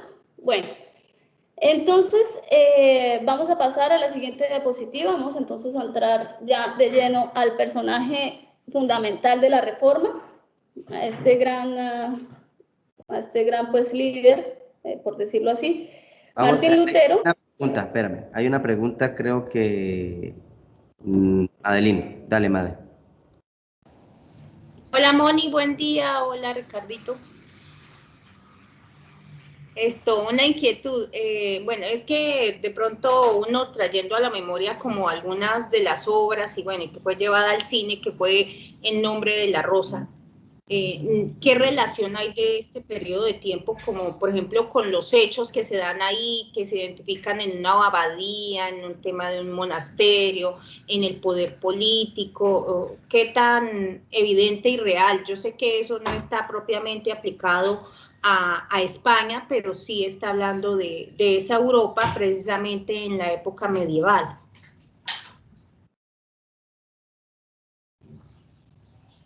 ¿Tú te viste la película, Mónica? ¿Cuál es la pregunta exactamente? O El nombre de la rosa. No sé de pronto, Ricardo, si... No me he visto la película, Madre. Bueno, no, y es muy sonada, pero sí habla de todos los hechos de un monasterio en medio de una abadía y sobre todo el tema de la Inquisición, ¿no? Y de las muertes y de todo lo que se da como con el tema de las Biblias y esconder el conocimiento, en fin. No, es real. O sea, la Inquisición fue lo más satánico que vivió. Yo creo que lo más satánico que ha habido en la humanidad, porque eso era satánico. Lo que esa gente hacía era bárbaro, era, o sea, hasta decirlo da asco. La forma como mataban judíos, la forma como mataban musulmanes, la forma como mataban los propios cristianos, la gente que le gustaba la ciencia, pensaban que eran brujos y los mataban, los quemaban, las mujeres. Bueno, eso era una cosa bárbara. Sin embargo, hay que decir lo siguiente. Producto de la ignorancia espiritual que había, porque la gente no estudiaba la Biblia, porque la iglesia romana no lo permitía, porque mi pueblo pereció porque le faltó conocimiento, según el profeta Oseas. Entonces lo que la gente hacía era que se iba para los bosques a vivir alejados de la ciudad, y en esos bosques tenían necesidad de medicinas, y entonces empiezan a hacer menjurjes con las plantas y todo eso, y ahí empiezan a hacer la medicina. Pero también, producto de la necesidad espiritual, se meten en cosas de rituales, o sea, de hechicería, de cosas así realmente porque había una necesidad espiritual. Entonces también fue una etapa donde nació mucho la brujería, mucho la hechicería, mucho la chamanería, todo ese tipo de cosas, porque la iglesia, como trajo tanta oscuridad a la iglesia romana, a la humanidad, entonces la gente en su necesidad se fue a experimentar otras cosas. Pero sí, la Inquisición, se dicen según los historiadores, yo estuve leyendo un dato que se dice que en la etapa de la Inquisición, que fueron casi 1000 años, eso duró mucho tiempo, mucho tiempo. 500 años. No, la Inquisición duró 500. La Inquisición sí. Perdón, la Inquisición duró 500, pero más bien el oscurantismo, porque el oscurantismo se duró 1000 años, pero entre el oscurantismo 500 duró la Inquisición, el oscurantismo 1000 años. Y en esa etapa del oscurantismo se dice que llegaron a matar más de 150 millones de personas. O sea, es bárbaro, es acabar todo México, toda la población de México. Eso. Bueno, dale, Mónica. Otra particularidad, ya que hablan de la Inquisición, hay que mencionarlo también, es que la Inquisición española es diferente de todas las otras formas de Inquisición en Europa, porque la Inquisición es una empresa papal, ¿sí? Es una empresa que nace en Roma, o sea, no es España la que se la inventa, eso ya existía. Pero, a diferencia de toda Europa, donde el que aplicaba el sistema inquisitorial era el Papa directamente o los clérigos de cada región, en España es la corona quien va a dirigir la empresa, es decir, es la corona quien decide quién va a ser muerto por causa de la Inquisición, por hereje, y no las autoridades eclesiásticas. Eso es también otra diferencia que hay. Entonces eso le permitió a la corona pues tener mucho poder y poder eliminar a ciertos enemigos políticos que no le convenían, quitar a muchos enemigos del camino, ¿no? Hay que decir algo. Uno se pregunta, bueno, ¿y por qué la iglesia hizo esto así? A ver, yo quiero que entendamos lo siguiente. La iglesia, desde su concepción, desde los primeros 300 años, que fue donde ya se concibió la iglesia, que era lo sano de la iglesia, nosotros como iglesia hemos tenido una visión escatológica. Nosotros siempre hemos anhelado el reino de Cristo en la tierra. Entonces, dentro de la doctrina católica romana, ellos tienen una doctrina que se llama la doctrina del arminianismo. ¿Y qué significa eso? Ellos decían que Cristo ya estaba gobernando la humanidad a través de la iglesia. Entonces, que ellos tenían permiso de Dios de matar a la humanidad porque ya el reino de Dios se había establecido en la tierra. Pero nosotros, los creyentes cristianos, los cristianos de esta línea, bueno, ahorita Mónica les va a explicar, pero nosotros los cristianos reformados, llamémoslo así, nosotros creemos en el premilenianismo. O sea, nosotros tenemos una visión escatológica hacia el futuro, hacia que es Cristo directamente que va a venir a reinar en la tierra con su iglesia, pero no la iglesia con Cristo, sino Cristo físicamente con la iglesia. Por eso pasaban todas esas cosas en el oscurantismo.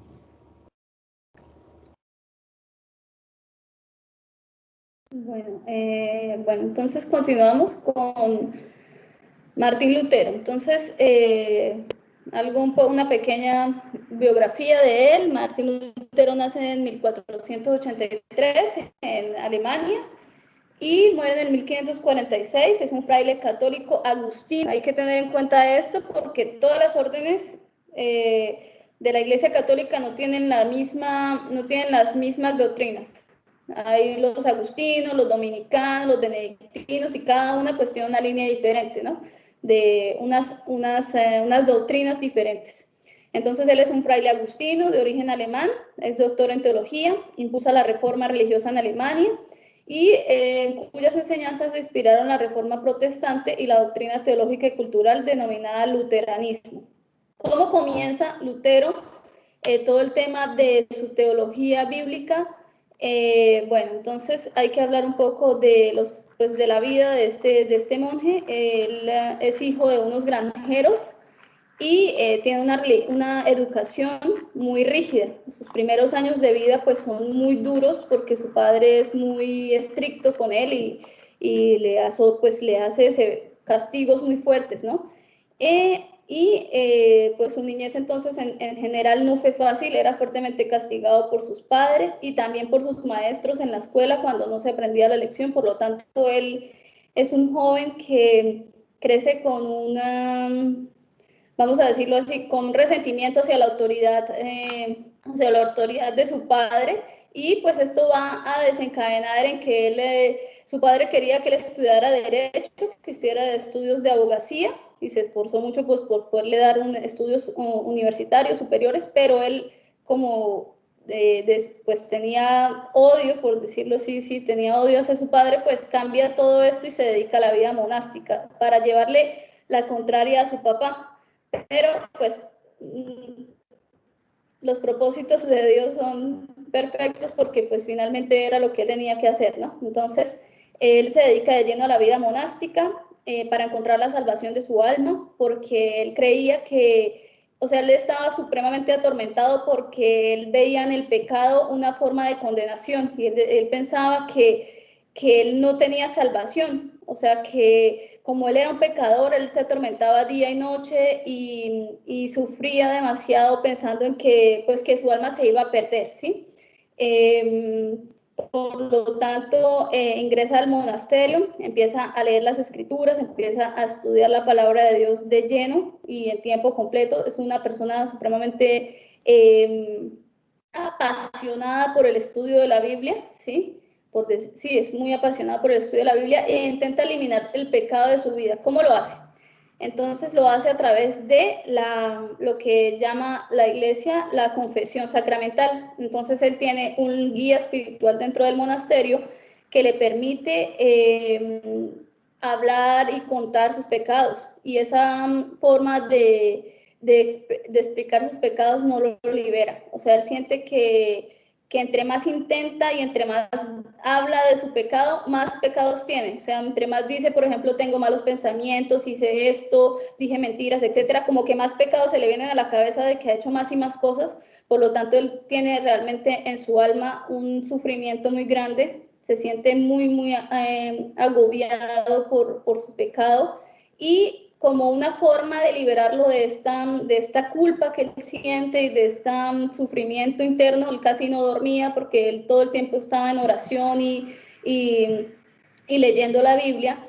Su guía espiritual le recomienda, como lo ve que él es tan dedicado al estudio de la palabra de Dios y a las escrituras, su guía espiritual lo manda o lo envía para que sea el profesor de escrituras de la Universidad de Wittenberg en Alemania, perdón.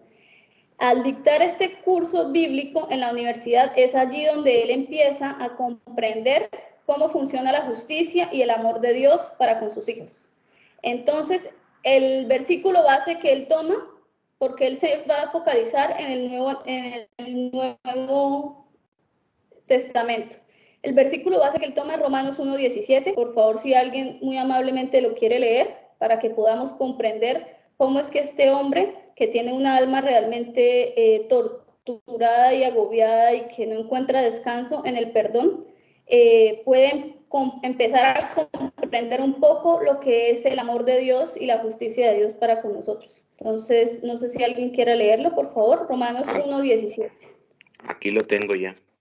Perfecto, apóyanos. En la NTV dice, esa buena noticia nos revela cómo Dios nos hace justos ante sus ojos, lo cual se logra del principio al fin por medio de la fe, como dicen las Escrituras. Es por medio de la fe que el justo tiene vida. Gracias, Caín. Bueno, entonces este pasaje va a ser fundamental en la vida de Lutero porque le permite descubrir lo que buscaba desde el momento en que inició su vida monástica. Eliminar la culpa por medio de la penitencia, porque esa era la única forma de eliminar el pecado en esa época, por medio de la penitencia o de las indulgencias, de pagar o de latigarse a sí mismo o de irse de rodillas hasta cierto templo, etcétera. Esa era la única forma de eliminar la culpa de su cuerpo. Pero al entender la justicia de Dios no como algo que lo llenara de odio hacia el castigo que Dios podía ejercer contra los pecadores, sino como el gran amor que Dios tiene a través de la justificación por medio de la fe. Entonces es ahí donde él entiende que el don de Dios para los hombres es la justicia que se nos es revelada a través de la fe para justificar que somos pecadores. El hecho que seamos justificados ante Dios de que somos pecadores no quiere decir que Dios le agrade que sigamos siendo pecadores. Obviamente Dios es santo y repudia el pecado, pero Dios nos ve a través de sus ojos de amor y justifica el hecho de que nosotros nos equivoquemos. Y entonces es ahí donde Lutero descubre que no es a través ni de penitencias, ni de indulgencias, ni de pagar, ni de ir a misa los domingos, ni de aprenderse el sermón de memoria, donde yo voy a liberar mi alma del pecado y voy a eliminar de mi cuerpo la culpa, sino a través del arrepentimiento sincero y de creer en que Dios me perdona porque tengo fe en que su justicia me libera de eso. Esa es la base fundamental del pensamiento luterano, y a partir de eso entonces él va a escribir lo que se llaman las 95 tesis, porque dice que la justicia de Dios no se refiere como piensa la teología tradicional o la teología de la iglesia, al hecho de que Dios castigue a los pecadores, porque como él veía a Dios a través de la imagen que tenía de su papá, que cuando él hacía algo malo lo castigaba severamente, entonces él veía a un Dios castigador. Pero a partir de esto él entiende que Dios es justo, que nos hace justos por la obra de Jesucristo, por el hecho de que Jesucristo haya venido a justificarnos aquí en la tierra. A ver, Una cosa. Mira que la justicia del justo no es obra suya, es decir, no somos nosotros justos porque decidamos ser justos. ¿Sí? A ver, pregunta Caín que si nosotros somos cristianos protestantes. Yo voy a responder eso. No, Caín, no, perdóname, Chuy. Dijo Caín, no, yo no fui. No, es que no, dije, está suponiendo, es como... No, sigo Chuy, acá estoy viendo la pregunta. A ver, nosotros no somos cristianos protestantes, hay que decirlo. Ese protestante fue la forma en cómo la Iglesia romana etiquetó a la línea luterana. Decían, estos son los protestantes. Pero eso no está bien dicho. Ni tampoco esos hermanos separados, ni nada de esas frases que se utilizan. Porque todo eso es despectivo. Nosotros somos creyentes en Cristo. ¿Sí? Ahora, ¿de dónde venimos? Venimos de una línea reformada, pero no somos protestantes. Porque yo no estoy protestando, ¿alguien no está protestando acá? No, yo no estoy protestando contra nadie. ¿Sí? No somos protestantes. Eso hay que dejarlo claro, aunque así se vendió durante toda la historia de la humanidad, pero eso no somos así. No, y no somos protestantes, porque no estamos protestando contra nada. Entonces, como para aclararte ahí, Caín. Digo, estoy con Caín, con Chuy. O sea, lo que yo pienso que la pregunta de Chuy va más enfocada si nosotros somos cristianos protestantes en cuanto a nuestra doctrina y en cuanto a nuestra línea espiritual, en cuanto a nuestras bases, en cuanto a nuestra teología. Y si es de esa forma, sí, o sea, nosotros derivamos de esta doctrina luterana, de la reforma que se le hace a la doctrina que se venía manejando de la Iglesia romana. Sí venimos de ahí, sí nacimos ahí, es decir, toda nuestra forma de concebir la palabra de Dios, el estudio de las escrituras, digamos, que manejamos más ¿cómo se dice? La gracia, que hablamos más de, ya no tanto de la ley, sino que estamos bajo la gracia de Jesucristo. Todo eso es línea luterana, ¿sí? Todas esas doctrinas, por decirlo así, esas bases doctrinales, sí vienen de lo que Lutero pues va a hablar a la humanidad. Pero, pues sí, obviamente si nos preguntan, pues no vamos a decir somos cristianos protestantes, nosotros somos hijos de Dios, somos hermanos de Cristo, ¿sí? Somos seguidores de Cristo, es lo que nos identifica a nosotros. Es eso. Y yo lo aclaro porque es que sobre todo te voy a decir una cosa, Manu. En Colombia o en Francia, eso no se ve de la manera como se ve en México, porque en México la supremacía pues la tiene el catolicismo, ¿sí? Entonces, no somos protestantes, somos cristianos, venimos de una línea reformada luterana, ¿sí? Y ¿qué te iba a decir yo? Y la realidad, y yo te voy a decir una cosa, y la realidad es que nosotros, si somos más dados a una línea pentecostal, que después eso lo vamos a ver, eso es cierto. Nosotros tenemos una línea más pentecostal porque nosotros hablamos mucho de la doctrina del Espíritu Santo, pero eso no es tema ahorita. Sí, lo que quiero decir es que obviamente nosotros no somos luteranos, pero nuestras bases doctrinales vienen de las bases que construye el luteranismo en el año 1517. Y de ahí pues ya se van a desprender otras líneas que bueno, eso ya vamos a ver más adelante, pero sí, o sea, digamos, nuestras bases doctrinales nacen aquí. Y ya pues después vamos a ver otras cosas. Entonces, entonces este versículo es fundamental. Una cosita más. Yo sé que te interrumpo mucho, pero una cosita más. Es que nosotros creemos en las 5 solas de Lutero. Eso es cierto. Nosotros creemos en la sola gracia, en la sola fe, en la sola escritura, en la sola Cristo y en la sola gloria de Dios. Toda la gloria es para Dios. Las 5 solas de Lutero. Desde ahí sí es cierto, tenemos esa fundamentación doctrinal. De ahí venimos nosotros. Bueno, entonces pasamos por favor a la siguiente diapositiva. Vamos a hablar entonces del cisma en la Iglesia Católica, porque bueno, a partir de que Lutero descubre esto a través de las escrituras, de que dice, bueno, si Dios es un Dios perdonador, que nos ama y nos justifica por medio de la fe que tenemos en Cristo, no entiendo por qué la Iglesia, por tantos años, ha impartido al ser humano ese miedo, ese terror a que va a perder la salvación, a que va a perder su alma en el infierno, en el purgatorio, y de que tiene que pagar no sé cuántas monedas de oro por año para que el alma salga del purgatorio. Entonces, todas esas ideas, entonces Lutero empieza a decir, o sea, hay algo que no está funcionando bien. Pero su base fundamental nunca fue irse en contra de la Iglesia Católica. O sea, él seguía siendo un monje agustino vinculado a la Iglesia Católica de Oriente. Pero bueno, vamos a ver que dentro del ámbito académico esto empieza a generar pues unos movimientos donde hay una gente muy académica, porque todo esto nace en el seno de la universidad. Es decir, cuando él está dictando clases con sus estudiantes, es que él descubre esto y empieza pues a hablar con sus estudiantes y a debatir, y crea una lista de 95 tesis que se llaman las 95 tesis de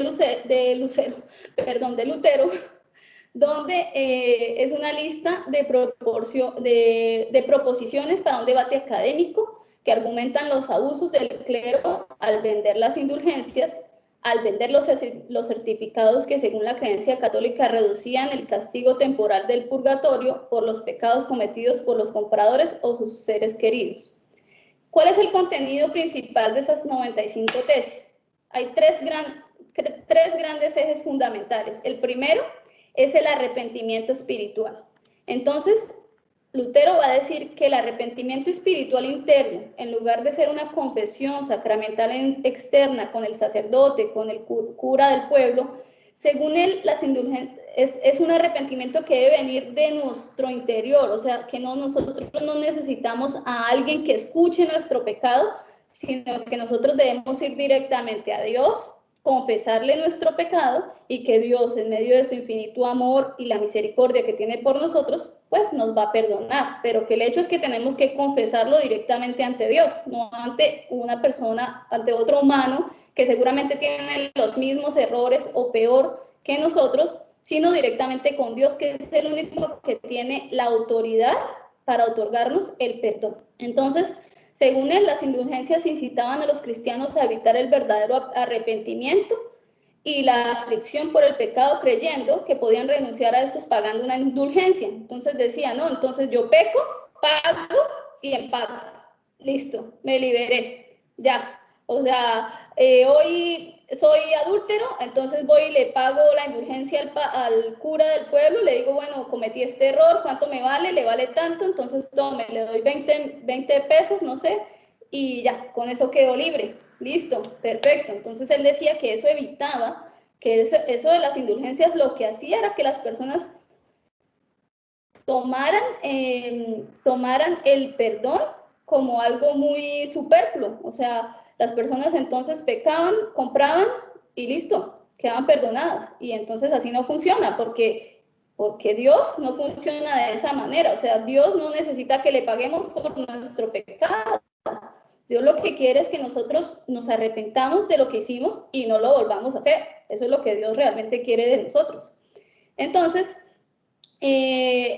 también pues desalentaba que las personas dieran a los pobres, es decir, evitaba la caridad, porque la gente entonces, al lugar de darle dinero a los pobres o ayudar a los centros de caridad o a los niños pobres, a los ancianos, lo que preferían era pagar la indulgencia, y esto lo que hacía es que evitaba hacer actos de misericordia a cambio de poder esto, porque según ellos los certificados de indulgencia tenían mayor valor espiritual que dar a los pobres y a los necesitados, según el momento en que estamos hablando. El segundo eje importante entonces son las creencias comunes sobre el purgatorio. Entonces, Lutero va a decir que el estado espiritual de las personas en el purgatorio es una manera de infundir miedo y desesperación a los creyentes, y negó que el Papa tuviera algún poder sobre quienes estaban en él. Es decir, decía, o sea, ¿cómo es posible que una persona humana, terrenal, tenga poder sobre un espacio que está fuera de lo humano, fuera de lo material? Porque el purgatorio está en un plano espiritual. ¿Cómo es posible que entonces el Papa, que es un ser humano, que uno le paga, entonces diga, bueno, entonces como ya me pagó, entonces esa alma ya sale del purgatorio y yo le doy el permiso de salida, como si fuera un lugar en el que él tuviera autoridad. Entonces él decía, eso no puede ser posible, eso mentalmente y físicamente no es posible, porque solamente Dios tiene la autoridad suprema en el plano espiritual para decidir quién sale y quién entra al purgatorio, quién se queda pagando la pena y quién no, ¿sí? Entonces critica la idea del pago que tienen que realizar los creyentes para supuestamente que su ser querido o su alma salga del purgatorio. Entonces critica el sistema de indulgencias. Y por último, pues sí, el sistema de indulgencias, ¿qué es esto? Entonces dice que es un sistema pecaminoso, avaro, que fomenta la codicia y que sirve para desviar las ofrendas a los pobres y a los necesitados y que evita la caridad. Según Lutero, si era verdad que el Papa de Roma tenía poder para sacar las almas del purgatorio, entonces no necesitaba, o sea, según él, porque en ese momento cuando se crean las indulgencias es porque el Papa necesita reformar la Basílica de San Pedro. Entonces la Basílica de San Pedro se va a reformar o se va a reconstruir o a renovar a partir de todo el dinero que se recauden de las indulgencias. Entonces Lutero empieza a criticar esto, dice, o sea, entonces las indulgencias es un fondo para reunir dinero para reconstruir la Basílica de San Pedro. Entonces dice, si el Papa realmente tiene ese poder de sacar las almas del purgatorio, pues debe utilizarlo no con la necesidad de reunir fondos para reformar la basílica, sino sencillamente porque ama a los creyentes, debe hacerlo gratuitamente y debe hacerlo por amor. Entonces, si ama al pueblo que supuestamente lo mantiene, pues debe decirle, usted es libre, usted tiene el perdón de Dios y no tiene que pagar nada. Entonces, el Papa debería supuestamente darle el dinero a los pobres, a quienes exprimía a punta de indulgencias, aunque tuviera que vender la Basílica de San Pedro. Eso lo dice en su tesis 82 y en la 51. Entonces, bueno, ya vamos a ver que esto pues a la Iglesia Católica Romana no le cayó para nada de agrado, porque obviamente esto tumbaba su sistema económico de ingresos, o sea, porque las indulgencias eran un sistema de ingresos que no tenía límite, era ilimitado y se extendió por toda Europa y en América también, eso existía. Entonces, pues ya vamos a ver que pues al Papa evidentemente no le cayó con agrado que este monje agustino, además del Sacro Imperio Romano Germánico, viniera a debatir de que si sus indulgencias y su poder sobre el purgatorio estaban en tela de juicio. Entonces, pues ya vamos a ver más adelante. Pero lo que pasa es que el momento político en el que Lutero estaba viviendo no le permitió al Papa hacer lo que había hecho con otros monjes que se habían atrevido a declarar lo mismo, que era mandarlos simplemente a la hoguera o ahorcarlos o bueno, lo que fuera. El momento político en el que Lutero estaba no le permitía al Papa hacer eso. ¿Por qué? Porque muere el emperador del Sacro Imperio Romano Germánico en ese momento, que es Maximiliano, y al dejar esta vacante en el trono, podemos pasar a la siguiente diapositiva, por favor. El Papa en ese momento no le interesaba encarnarse en una pelea teológica y doctrinal con un monjecito de una iglesia que era pequeña en ese momento y en el cual sus ideas no se habían expandido todavía por toda Europa, sino lo que más le importaba era poder contener su statu quo, su poder político, económico sobre Europa occidental, y necesitaba influir sobre la decisión del nuevo emperador, es decir, influir sobre quién iba a ser el nuevo emperador del Sacro Imperio Romano Germánico. Y para esto, pues entonces empieza a hablar con Federico el Sabio de Alemania, que era un señor feudal muy poderoso y que seguramente hubiera podido ser el emperador, pero él no lo quiso así. Por lo tanto, la dieta alemana, que era como el consejo del Sacro Imperio, deciden y votan por Carlos I de España, que como ya vimos era el hijo de Juana la Loca y de Felipe el Hermoso y el nieto de Isabel la Católica de Castilla.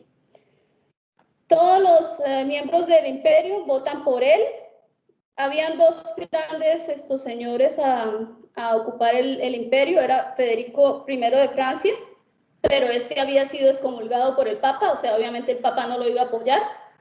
Y Carlos I de España, que sí tenía buena comunión con Roma, pero para el Papa significaba que este señor se iba a volver muy poderoso, porque ya era rey de España, era rey de los Países Bajos, era rey de Castilla, y además iba a ser el emperador de todo el Sacro Imperio Romano Germánico, o sea, iba a tener demasiado poder, y a el Papa no le convenía, porque recuerde que el Papa vigilaba que los poderes no lo superaran a él. Entonces, si este señor Carlos I sería el emperador, pues la Iglesia iba a sufrir un fuerte golpe a nivel jerárquico. Entonces, bueno, cosa que no sucedió porque finalmente Carlos se convierte en el emperador de Alemania, del Sacro Imperio, y pues el Papa entonces ve frustrados sus sueños de poder nombrar a la persona que él quería. Entonces pues tiene que empezar unas nuevas negociaciones con Carlos para evitar y para, digamos, mantener su poder equilibrado de cierta manera. A Lutero lo llaman a comparecer para que se retracte de todo lo que ha dicho, de todo lo que dice, que diga que es mentira. La dieta del imperio, del Sacro Imperio, lo llama a comparecer, pero Lutero tiene demasiados académicos, amigos y señores feudales que apoyan sus ideas, que están de acuerdo con que la Iglesia se ha enriquecido a punta de indulgencias, a punta de empobrecer a su pueblo, y están de acuerdo en que lo que él está diciendo, porque todo lo que Lutero dice está basado en la Biblia. O sea, Lutero no se inventa nada de su propia mente, todo él lo basa, todas esas 95 tesis tienen un versículo que apoya lo que él dice. O sea, por ejemplo, el sistema de indulgencias, en la Biblia, ¿dónde dice sistema de indulgencias? Nada, no habla de eso. O sea, si eso no está apoyado en la Biblia, no existe. Esa es la base de Lutero. Lutero parte de que si en la Biblia no está, no existe. Entonces, en esa medida, muchos poderosos van a decir, sí, es verdad, Lutero tiene razón. O sea, no hay un sostén bíblico que realmente soporte todo lo que la Iglesia ha creado y en lo que la Iglesia se ha convertido durante todo este tiempo y el poder que ha tenido.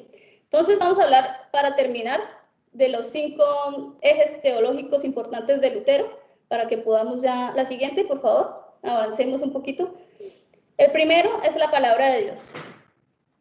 Eso está en Juan 1:1-5. Si ustedes lo quieren leer, por favor. Lo que significa para Lutero es que dice, nos dice en el sentido estricto de la palabra, que la palabra de Dios es Dios mismo. O sea, que esa palabra se encarnó en Jesucristo, quien es a la vez la máxima revelación de Dios y su máxima acción.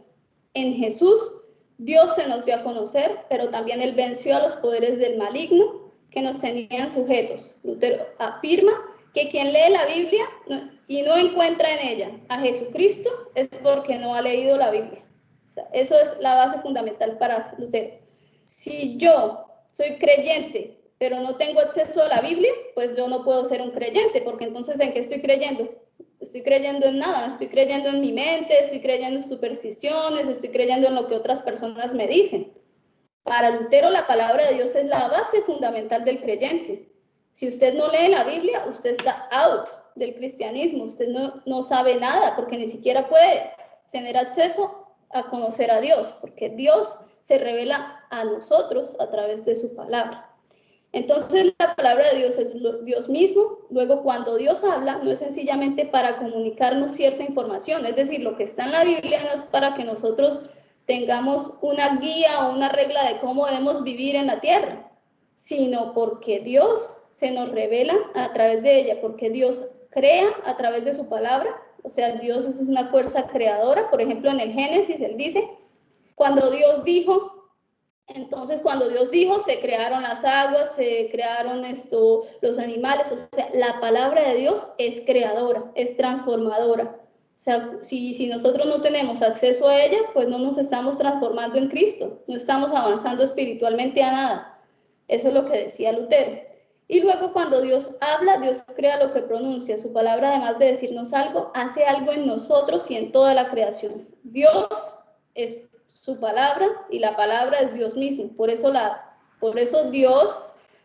verbo en el inicio, cuando habla en Juan, dice que el verbo se hizo hombre, porque sin el verbo la frase no existe. Sin el verbo no puedo ser, no puedo existir. Entonces la palabra de Dios no es un manual de verdades, no lo ve así él, sino lo ve sino que es a través de ella que Jesucristo llega a nosotros, a los creyentes, que Dios llega a nosotros. Es por eso que la doctrina luterana se basa en la autoridad que tiene la Biblia por encima de cualquier otra autoridad impuesta por el hombre en la tierra. Para él es la palabra de Dios la autoridad y fuera de eso no hay nada. Esa es la primera base teológica de Lutero. Lo segundo, siguiente diapositiva, es el conocimiento de Dios. ¿Cómo se conoce a Dios? Entonces a Dios no se le puede conocer por medio de la razón o de la mente humana. Es imposible, porque Dios está en otro plano. Dios es supranatural, es supraterrenal, está por encima de esas reglas físicas que limitan al ser humano a conocerlo. Entonces él habla de la teología de la cruz y de la teología de la gloria, y las separa, porque la iglesia cristiana romanizada se basaba en la teología de la gloria, que pretendía que los seres humanos viéramos a Dios como distante, en poder, en bondad y en gloria, allá, lejano. Esa era la teoría de la gloria, un Dios glorioso, inalcanzable, lejano de nosotros, porque nosotros somos pecadores, entonces estamos muy alejados de Él, Él no puede estar con nosotros. Esa era la teología que impartía la Iglesia Católica Romana. Mientras que Lutero va a decir que Dios lo debemos conocer a través de la teología de la cruz. ¿Cómo pretende la teología de la cruz que veamos a Dios? Como Él se revela en su humanidad, en la cruz, en la debilidad, como nosotros somos débiles, en el sufrimiento, como nosotros sufrimos, en la humillación, como a veces somos humillados, y en la cercanía, porque al ser Él un hombre como nosotros, puede tener contacto con lo que nosotros tenemos contacto, con esa humanidad. Entonces, esa es la diferencia, un Dios lejano por la parte de la Iglesia Católica Romana, y un Dios muy cercano, porque fue un hombre igual que nosotros, que era la teología luterana. La siguiente, entonces, él habla de la ley y el evangelio. Siguiente diapositiva, por favor.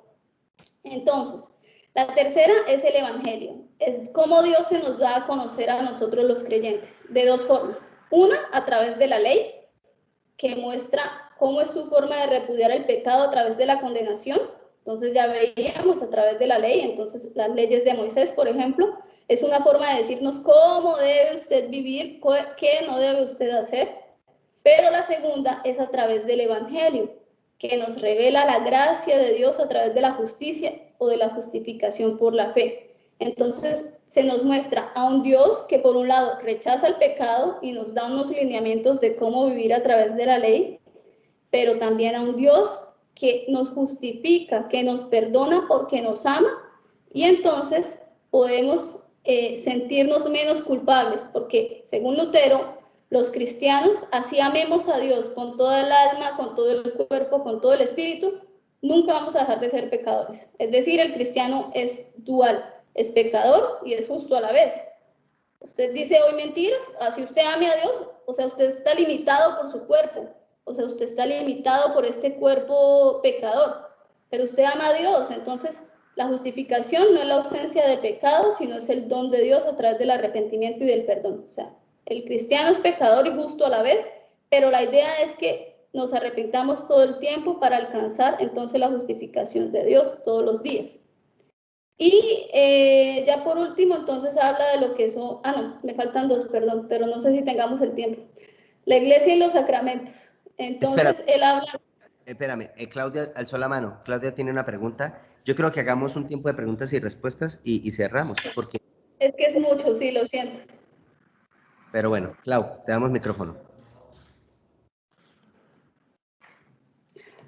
¿O alzó solamente la mano? Sí, para mira, sí, no, la había levantado desde la intervención pasada. Le quería, como mencionamos, los puntos fundamentales de los que estaba hablando Lutero, quería preguntar si había fundamentación en todos esos puntos que él hubiera tomado de la Biblia, y pues ya me respondió Moni. Sí, que estaban fundamentados. Todos. Sí. Es que eso fue la grandiosidad de Lutero. O sea, Lutero, no, como dice Mónica, no se inventó nada de su mente. O sea, él volvió a las sendas antiguas, como dice la Escritura, tomó los escritos bíblicos, tomó la teología de los primeros 400 años de la iglesia, que fue la etapa más sana de la iglesia, y sobre eso él vuelve a ver, eso se llama un despertar espiritual. Él tiene un despertar. Es como si a la gente se le quitara otra vez la venda de los ojos. ¿Sí? El Señor lo usó para eso. Bien, ¿alguna otra pregunta o duda?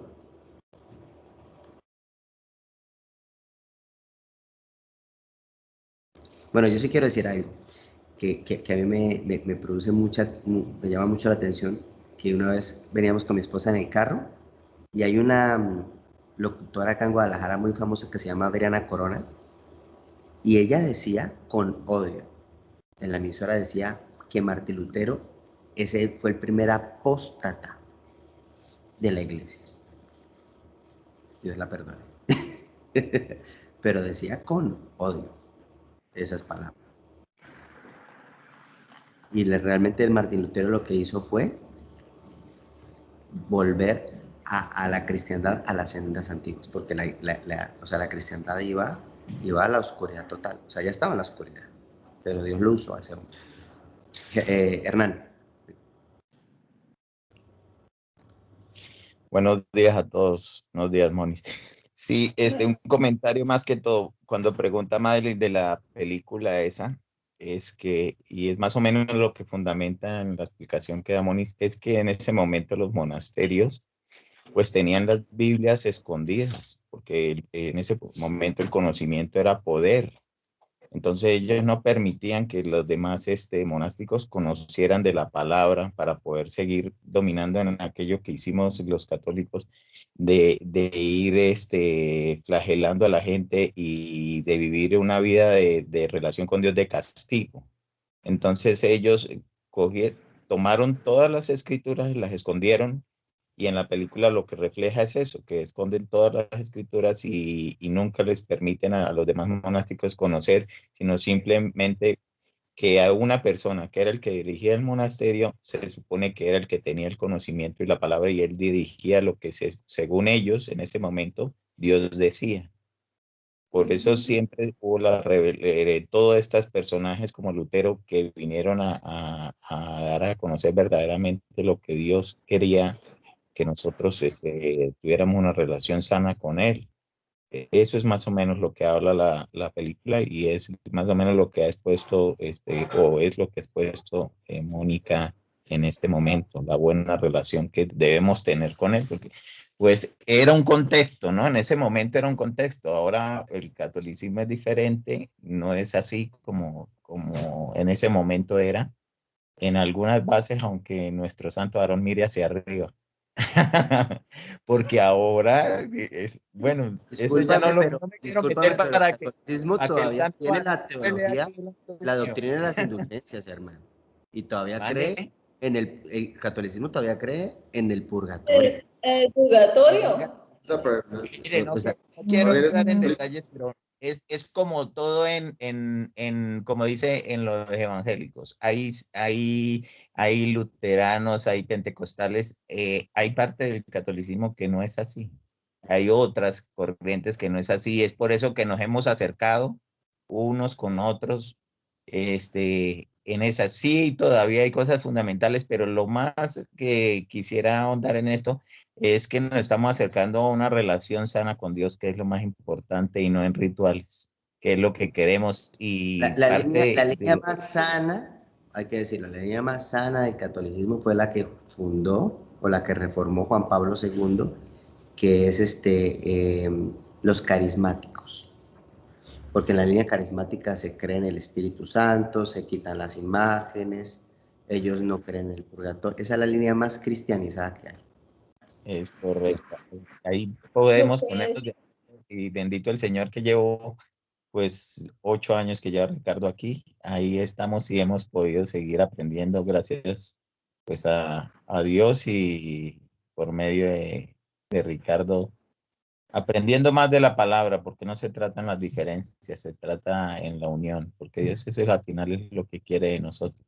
Y Moni, muchas gracias, qué bueno conocerte, pues, o verte más bien. Muchas gracias, muy buena la explicación. Un saludo. Muchas gracias. ¿Alguien más tiene alguna pregunta? Dice por acá que entendieron el 2%, pero que gracias, que bien. Ricardo, yo sí quisiera comentar algo respecto a lo que se está tratando de todo lo que duraron guardadas las escrituras. De hecho, cuando a México nos vienen a evangelizar, no lo hacen con la Biblia en un sentido de poderlo entender, sino que llegan con la Biblia en latín. Y eso todavía hasta hace pocos años, porque yo pues Gabriel estaba muy chiquito, me di cuenta que todavía había algunas iglesias que funcionaban con las escrituras en latín, o sea que hasta los feligreses iban sin entender absolutamente nada. O sea, realmente el acceso se ha ido dando, como ustedes dicen, muy paulatinamente, pues ahora sí que a conveniencia del que maneja todas esas cosas. Eso era lo que yo quería comentar, que todavía el oscurantismo hasta algún punto nos alcanzó. Sí, en realidad se empezó a leer No, América Latina el oscurantismo llegó con toda, porque al perder fuerza en Europa, la Iglesia Católica, que es lo que va a pasar después de la Reforma, empieza a debilitarse mucho el sistema católico romano. El único bastión poderoso que le queda a Roma es España.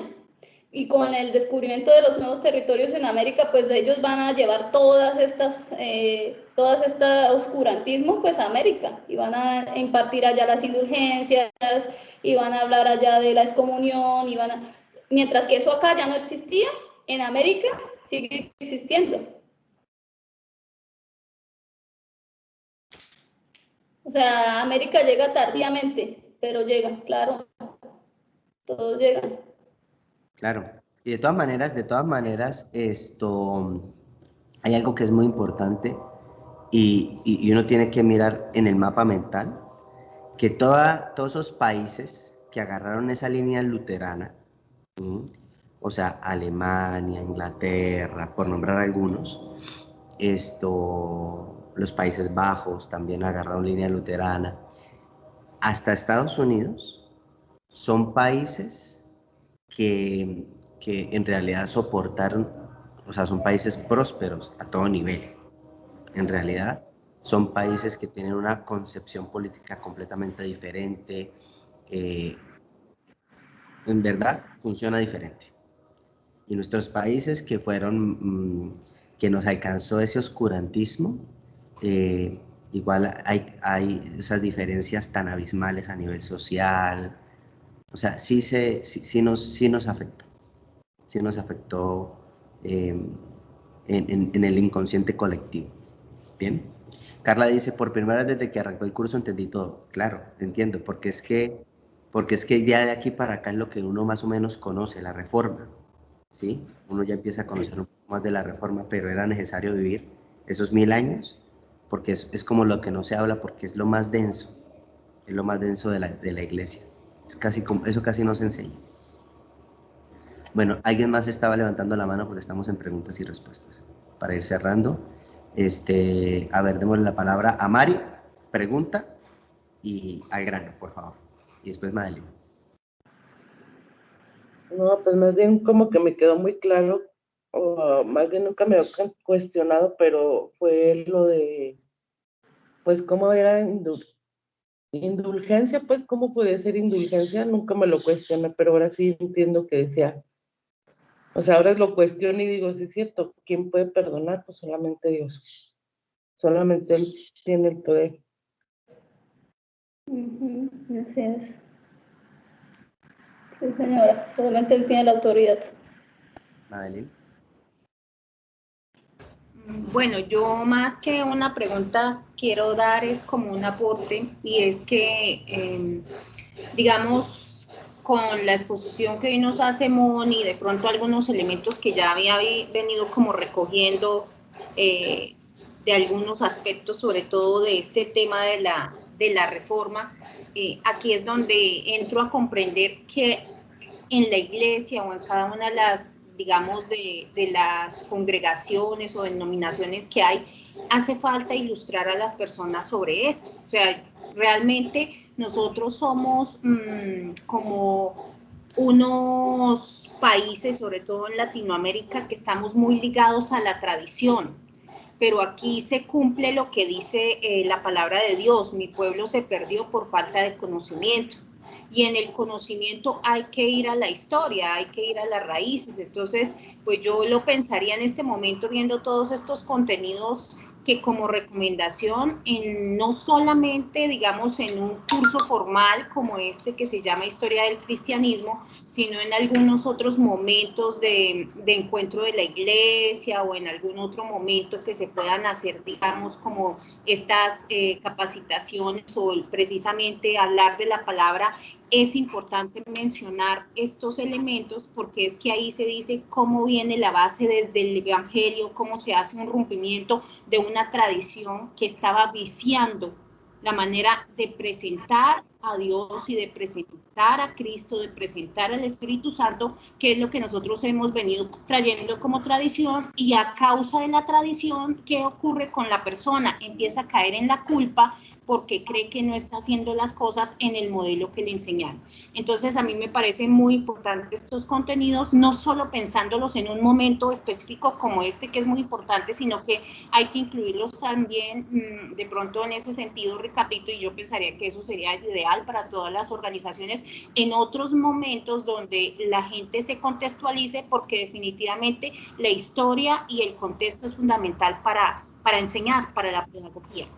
Lo que pasa es que, o sea, sí, pero voy a explicarte algo, Mae. En el contexto donde más hay volumen de participantes en una iglesia son las reuniones dominicales, ¿sí? Pero el problema está en que la reunión dominical es una reunión que, desde mi óptica, es personal. La gente no, o sea, explicar esto toma tiempo. O sea, esto toma mucho tiempo porque es denso, porque tiene mucho contenido, porque entonces la gente en realidad el domingo necesita una respuesta a una situación personal y espiritual. Necesita resolver cosas de inmediato, de la hora, del presente. Por eso es que la iglesia tiene que abrir los cursos bíblicos. Por ejemplo, ahorita nosotros en la iglesia procuramos que todos los cursos bíblicos sean gratuitos. Ya todos son gratuitos. Nosotros entendimos que es para todo el mundo, que tiene que ser gratuito, y ya eso es una decisión personal si alguien lo valora o no lo valora, porque el contenido es muy valioso. Sin embargo, creo yo que tú dices un punto muy importante, y es acerca de las tradiciones. Uno de los grandes problemas que nosotros nos encontramos hoy todavía, y eso los que están ahí conectados lo saben bien, que hay gente que todavía se cree católico romano, por ejemplo, pero porque la tradición no le permite decir: no, yo no soy católico romano, ni soy romano, ni eso no lo permite, porque se sienten traicionando la tradición de sus padres, ¿sí? Y lo que tú hablas es cierto. O sea, uno no puede vivir por tradiciones, uno tiene que vivir por la revelación de la palabra. Por eso lo que hizo Martín Lutero es muy clave. Por eso esta clase era muy importante. Bueno, ¿alguien levantó más la mano o no? No sé, no veo aquí. Sí, líder.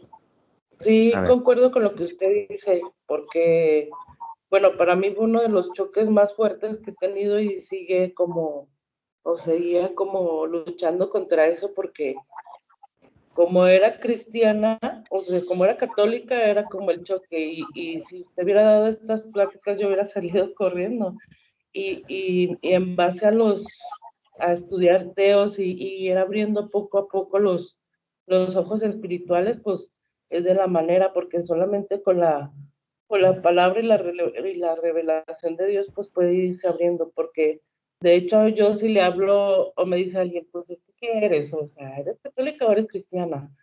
¿O qué eres? ¿No? Entonces sí hay como ese choque todavía, y yo creo que que es así como paso a paso, y o sea, no puede ser una prédica el domingo, porque a lo mejor los que ya estamos en el camino, que ya hemos aprendido un poquito más, no vamos a salir corriendo, pero un nuevo sí saldría corriendo.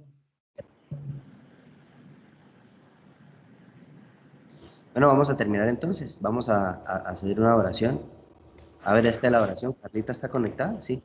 Cierra con la oración, Carlita. Y Mónica, muchas gracias por la enseñanza. Sé que faltó y vamos a... Ah, bueno, antes de la oración quiero decirles a todos lo siguiente. Yo tengo el propósito, ¿sí? Si ustedes no se aburren con el curso, de llegar a extenderlo hasta América Latina en cómo el cristianismo ha llegado a América Latina. O sea, de qué líneas venimos, si líneas calvinistas, arminianistas, bautistas, presbiterianas, asambleas de Dios, John Wesleyanianas, pentecostales. O sea, eso es valiosísimo para entender cómo se ha venido derivando esas líneas teológicas. Es muy padre. Y saber de dónde estamos fundamentados. Pero eso sí depende si ustedes aguantan el curso. Bueno, ahorita con la intervención de la última persona que dijo que si uno enseña esto sale corriendo, yo quiero confesarles a todos ustedes que cuando yo empecé a estudiar todo esto en la universidad, yo salí corriendo porque ver que la institución o la organización en la que uno pues se involucra. Obviamente yo no tenía las bases muy claras con el Señor porque era una adolescente, pero cuando empecé a conocer toda esta corrupción que había dentro de las organizaciones, fue la primera cosa que yo dije, tengo que salir de aquí porque no quiero hacer parte de esto, porque me repudiaba por dentro pensar en que yo hacía parte de toda esta corrupción de las instituciones, de la iglesia, de cómo manipulaban a la gente, de cómo le hacían creer tantas cosas. Y sí, yo salí corriendo de la iglesia. Y fue por eso precisamente pues que me alejé de la palabra de Dios y del Señor. Pero bueno, gracias a Dios aquí estoy nuevamente. Por eso antes de dar todo esto, desde mi óptica, una persona tiene que tener fundamento bíblico. Porque si tú le pones el fundamento histórico o los conceptos históricos, la gente se va a tronar y va a quedar en el ateísmo o en el gnosticismo, que eso es lo que pasa hoy por hoy desafortunadamente en los países europeos. Como la gente sigue su historia, la gente aborrece todo lo que tiene que ver con la iglesia, porque la iglesia es perversión para ellos. Sí, exacto. Eran las sendas antiguas. No, o sea, por eso no se puede hacer un domingo una reunión. Truenas la fe de la gente, la cauterizas. ¿Bien? Sí, hay que estar espiritualmente muy maduros realmente para poder comprender todo, porque si no, uno sale corriendo, esa es la verdad. Sí. Bueno, Carlita, dale, por favor. Sí, gracias. Buenos días a todos. Padre, te damos gracias, Señor, en primer lugar, porque nos tienes aquí. Porque nos queda claro, Señor, que todos los que estamos aquí hemos sido elegidos